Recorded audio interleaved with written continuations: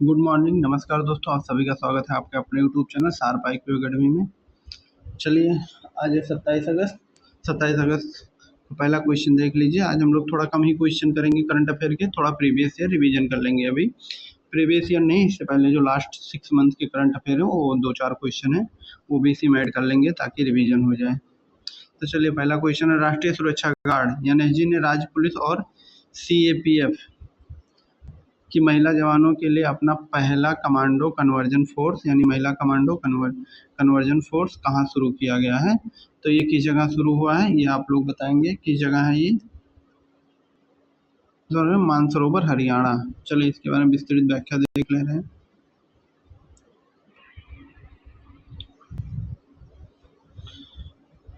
NSG training अकादमी जो होती है मानसरोवर में आतंकवादी रोधी अभियानों के लिए महिलाओं को तकनीकी और शारीरिक रूप से तैयार करने हेतु यह विशेष 12 सप्ताह का कोर्स शुरू किया गया है। 12 सप्ताह का रहेगा। यह पाल सुरक्षा बलों में महिलाओं को केवल प्रतिनिधित्व देने के बजाय उनको हाई रिस्क ऑपरेशन के लिए तैयार करने पर केंद्रित है। तो महिला टास्क फोर्स में शामिल होंगी और उनको हाई लेवल की ट्रेनिंग दी जाएगी।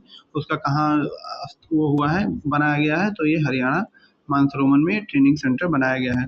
देख लीजिए इसमें क्या है। प्रथम बैच में इसमें राजस्थान आर्म्ड कांस्टेबुलरी यानी RAS की 5वीं बटालियन की 25 महिला कांस्टेबल शामिल होंगी। और इसका थीम क्या है, सी वोमेन ड्रेस लेडीज, सी वोमेन डेयर्स लेडीज, मतलब जो साहस करती है वही नेतृत्व करती है। ट्रेनिंग मॉड्यूल क्या रहेगा, हॉस्टेज रेस्क्यू यानी बंधक जो आतंकवादी किसी को बंधक बना ले उस टाइप का रहेगा। और टैक्टिकल का इंटरवेंशन में इस पे रहेगा, टैक्टिकल इंटरवेंशन में इस तरह के ट्रेनिंग इन्हें दी जाएंगी। तो मेन रूप से ये कहाँ है, मानसरोवर हरियाणा में ये पहला है, याद रखिएगा, फर्स्ट है। तो यहाँ की जगह याद रखिएगा। चलिए नेक्स्ट क्वेश्चन देखते हैं, बारे में देख ले रहे हैं।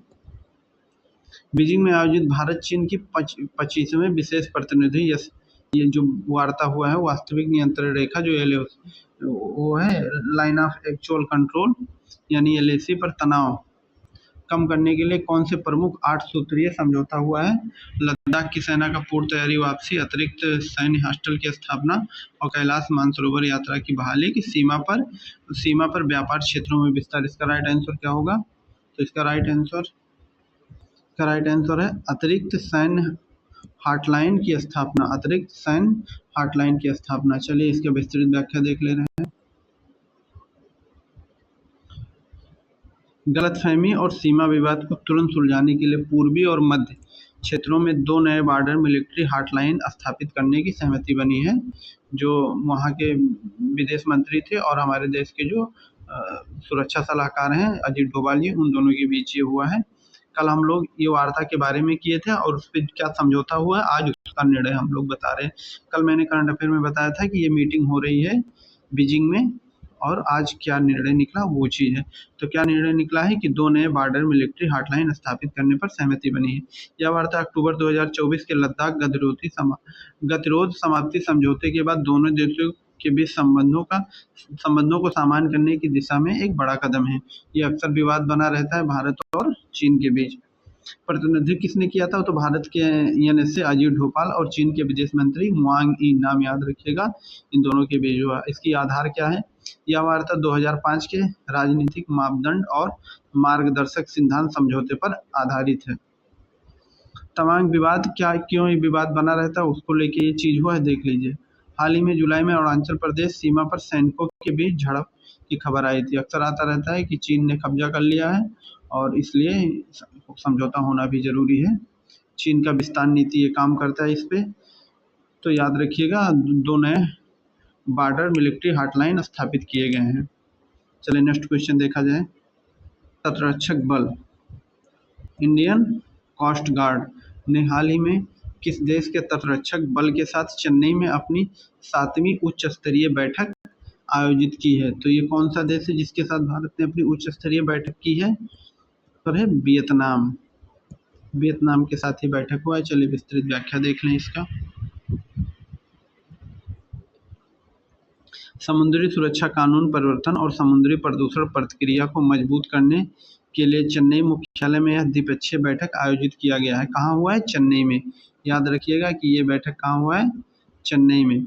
वियतनामी प्रतिनिधिमंडल यानी Vietnam coast guard ship CSB 8002 के साथ, मतलब ये वियतनामी शिप थी, ये इंडियन शिप है, वो वियतनामी शिप भी थी, उसका नाम है CSB 8002 ने भारत की स्वदेशी जहाज निर्माण क्षमताओं को देखने के लिए ELT कट्टुपल्ली का दौरा भी किया है। तो इस जगह का इन्होंने दौरा भी किया है। इसके साध्यक्ष देख लीजिए कौन कौन थे। ICG के महानिदेशक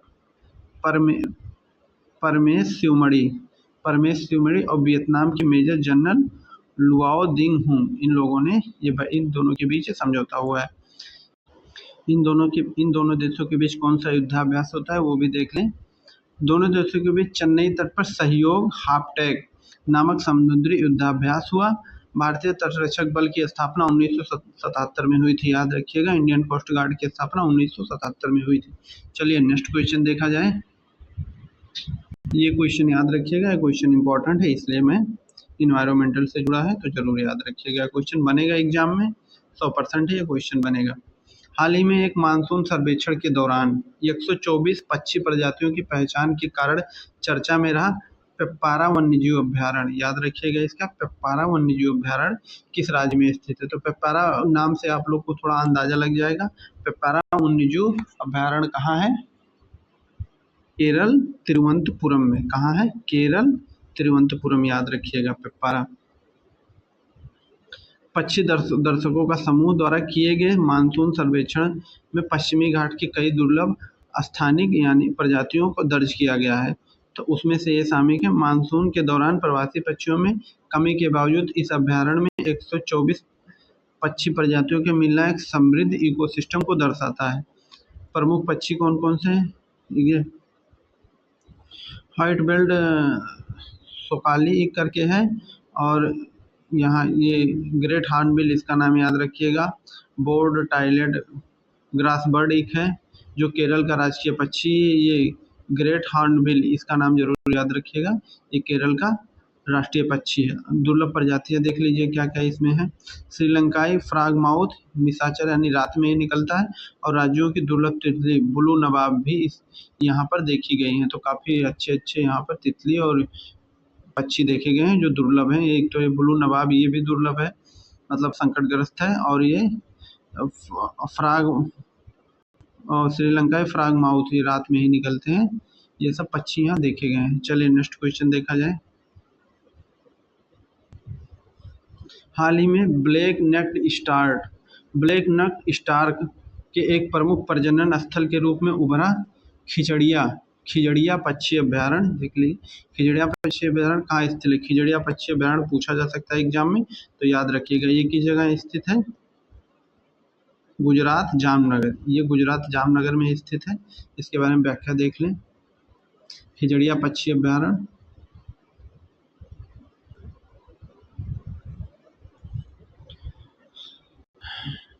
खिजड़िया पक्षी अभ्यारण्य में हालिया शोध के दौरान ब्लैक नेक्ड स्टार्क, इसका ये जो काला रहता है इसीलिए ब्लैक नेक्ड स्टार्क इसको बोलते हैं, कि 4 सक्रिय घोंसले पाए गए हैं जिनको सफलतापूर्वक 8 बच्चे पैदा हुए हैं। यह मीठे पानी और खारे पानी का एक अनूठा संगम है, जो मतलब ये खारे पानी और मीठे पानी दोनों जगह पाए जाते हैं, जो इस पक्षियों प्रजनन के लिए मतलब आदर्श माना जाता है। जहाँ मीठे और खारे पानी दोनों रहते हैं वहाँ ये पक्षी पाए जाते हैं, और वहाँ इनके प्रजनन का सबसे अच्छा माहौल रहता है। देख लिए रामसर साइट। खिजड़िया पक्षी अभ्यारण्य भारत में मान्यता प्राप्त रामसर आर्द्रभूमि नेटवर्क का हिस्सा है। इसकी स्थिति देख लीजिए। ब्लैक नेक्ड स्टार्क जो है एक विशाल पक्षी है जो मुख्य रूप से भारतीय उपमहाद्वीपों के वेटलैंड में पाए जाते हैं। ये वो पक्षी है।